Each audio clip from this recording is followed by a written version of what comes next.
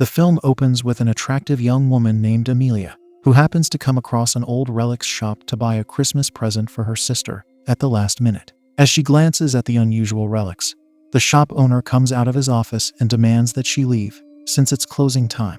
Amelia requests the shopkeeper to let her buy something for her sister, since she missed Christmas, and now she doesn't want to disappoint her by not exchanging gifts.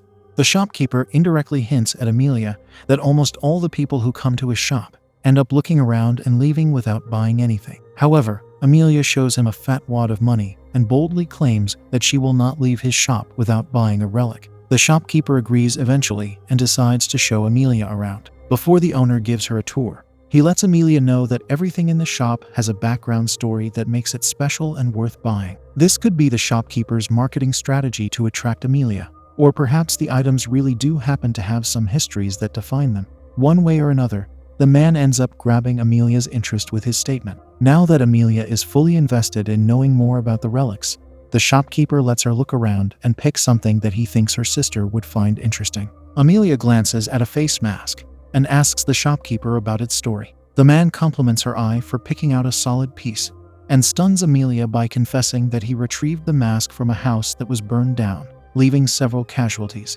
When Amelia assumes the people must have succumbed to the fire, the shopkeeper reveals that the people were butchered by a girl named Dolly with a facial deformity, and the mask Amelia is gazing upon belonged to her. From here begins the story of Dolly. A group of high school students crash into an abandoned house to celebrate Valentine's Day. The boy, his girlfriend, and the girlfriend's two friends, China and Julie, enter the house with camping lights and beer. Moments later, they are joined by two other girls, one of which is secretly gay for the other. As the six friends break in, China gives them all a little background about the mysterious house. She says that this house has been empty ever since the owners were butchered. The boy excitingly takes part in continuing the story and tells everyone that the wife went crazy on her anniversary, butchered her son and husband, and took her in the end, leaving behind two daughters who lost their minds after the incident. Soon after, the poor girls were admitted to a psychiatric facility, leaving the house abandoned and perfect for kids like them to crash and party in. His girlfriend and Julie get bummed to hear the story and do not wish to spend their Valentine's Day in a haunted house. China apologizes to Julie, revealing it was her idea to bring everyone here. Very soon, the boy and his girlfriend sneak away to get intimate. They enter into a room that looks like it belonged to the girls. The girlfriend feels very uncomfortable, while the boyfriend tries to make out with her, but she pushes him away and goes outside to grab beers for them, hoping to get some space. As she leaves, a doll-like face appears behind the clothes hung in the room. It eerily stares at the boy until he spots the face and comes closer to it. As he touches the mask, an eye blinks, revealing Dolly to be hiding in the clothes.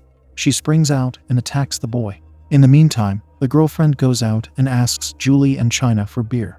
Julie points to the drinks with her feet, which the girl picks and heads back to her boyfriend. Before leaving, she jokes around with Julie, telling her she's invited a guy named Kenny to make love with, since she's never done that before. Julie doesn't feel comfortable, so she uses sign language to tell her to get lost. Now the girl enters the room, but her boyfriend is nowhere to be found. A picture frame lies on the floor. She picks it up and realizes it's a picture of the family that lived here. Suddenly, Dolly attacks the girlfriend from behind and stabs her neck with a sharp object, leading to her painful demise. Back in the other room, Julie and China aren't much fun around the other two girls, who quickly become bored and decide to explore the basement. One of the girls is scared to go into the dark basement, but the girl who is secretly gay for her turns on her phone's flashlight and holds her hand on the way. She ends up getting drunk and kissing her crush, who feels grossed out and runs back up, leaving the girl behind to dwell on her embarrassment. She comes upstairs in a rage, takes her car keys, and leaves. China tries to ask her the reason behind the rage, but she curses at her and leaves the house. This aggravates China, so she curses back and goes after her. Left behind, Julie takes a shot of alcohol and starts roaming the house. When she comes toward the main door, she finds China entering the house with Kenny and Paul. High on the spirit of Valentine's Day, China and Kenny are desperately making out. Julie gets left behind with Paul, as China takes Kenny outside to make love. When Julie and Paul go back to the hall, Dolly is seen heading to butcher the girl who was left behind in the basement. The maniac seems unstoppable. Shortly after, as China makes love with Kenny outside, Dolly appears behind her with a shovel and brutally decapitates Kenny. Back in the other room, Paul tries to kiss Julie without her consent. Enraged, she slaps him and runs out, leaving Paul alone. He suddenly finds Dolly eerily standing in the bathroom. Clueless about the danger he's in, Paul approaches her and tries to flirt with her. Dolly ends up stabbing him too. Outside, Julie finds one of the other two girls slaughtered in her car. Horrified, she runs back in to alert the others, only to find them lifeless too. Suddenly, she's brutally attacked by Dolly, but she manages to fight back. Julie ends Dolly's life by stabbing a metal rod through her body and smashing her face with a heavy chain.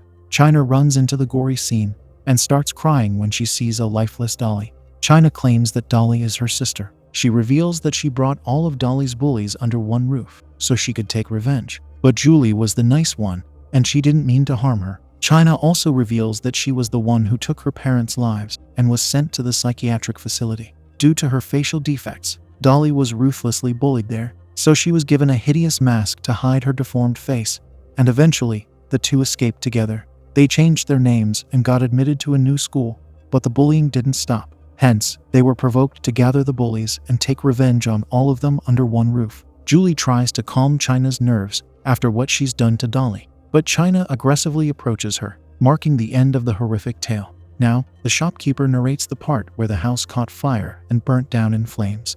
While some people believe China passed away with Dolly in the house, others think that she was the one who started the fire in the first place and later escaped. After hearing the story, Amelia doesn't feel attracted to the mask anymore. It gives off a very negative energy, repelling her from it. She asks the owner to show her more options. The man doesn't find it offensive and agrees to show her another relic. But before that, he claims that Amelia looks very familiar to him.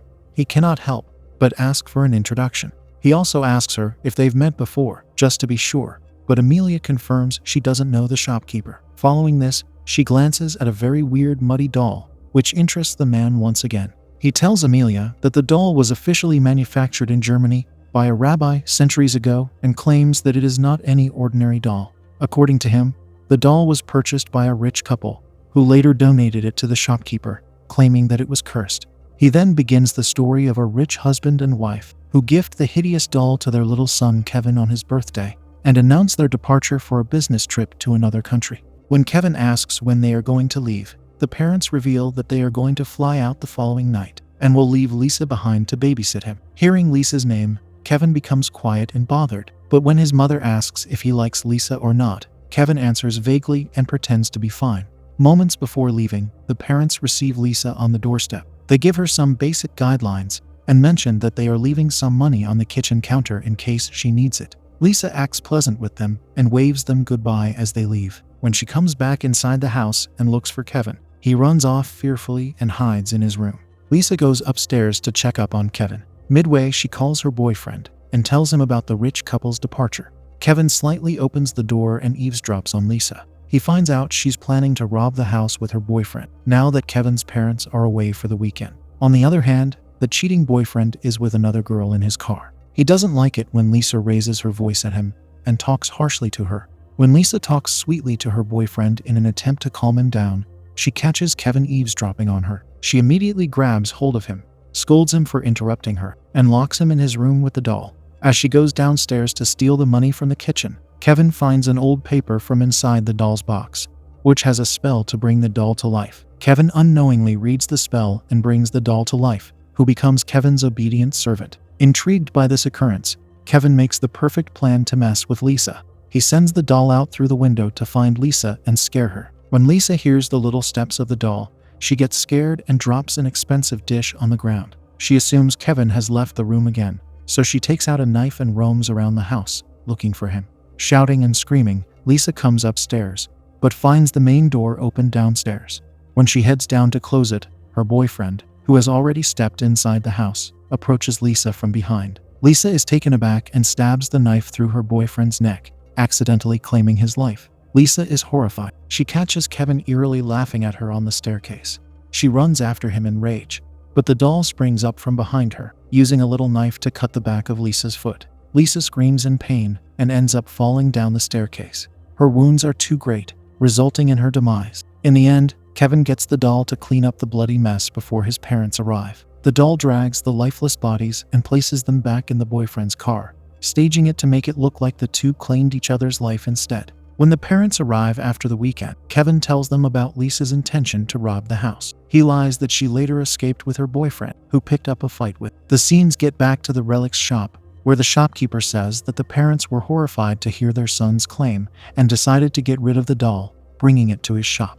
Amelia nervously smiles and decides not to purchase the doll. It is cursed, and she does not want something horrible to happen to her sister. The shopkeeper laughs and agrees to show her another piece, an old and bloodied Santa Claus costume, which he got from his friend who works at the morgue. When Amelia looks nervous, the shopkeeper opens up and tells her about his friend, who often donates deceased people's belongings to the relics shop. The costume opens up the story of the man to whom it belonged. In the story, an old man is seen coming home from work to his attractive and young wife. He takes off his work clothes and mentions another young fellow named Tom, getting the promotion over him. The wife immediately switches her demeanor towards her husband and doesn't let him make love to her. She scolds the husband and tells him to act tough, or else people are always going to push him down and take his spot. This goes to show that the wife is with her old husband fondly or his money. The old man feels humiliated, so he ends up sleeping outside on the couch. He is woken up by his little daughter the next morning, who speaks on her mother's behalf and tells him to wake up and get ready for work, or he'll be late. The old man kisses his daughter and gets up. The wife appears with a cup of coffee, which the husband thinks is for him, but sadly it isn't. The wife tells him to make his own coffee and asks him about the Christmas party's timings that his company is hosting. There, he mentions taking out his Santa costume that he put on the previous year too, and has plans to get drunk, since their daughter will be staying at her friend's house.